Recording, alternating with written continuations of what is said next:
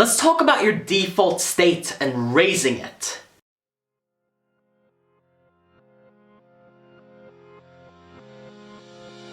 Everyone has ups, everyone has downs, everyone goes through both, but we all have a default state that we tend to come back to. A default state is where you spend most of your time. That's what the state of mind that you go through most of the time is. That's your majority of experience. That's where you spend most of your time.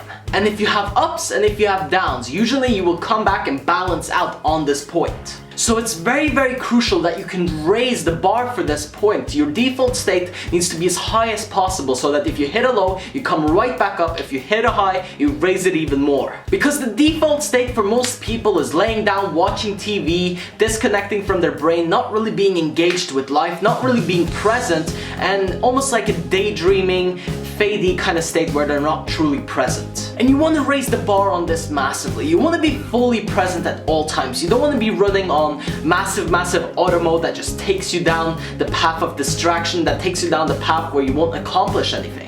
So raising your default state is absolutely vital, it's absolutely key, and the way that you can do that is to simply hold yourself to a higher standard once again. See, sometimes people accomplish something truly great. Sometimes they go further than they ever have before and they make something awesome happen. But what they usually do is after a little while they come back down to where they usually are. They come back to their default state, and if you ever experience that, the key is to change this. The key is to really make a difference here. So if you've been doing really good, or if at one point you do really good work, if you're crushing it and you're just way above what you usually are, it's important that you don't let yourself go back down to where you came from.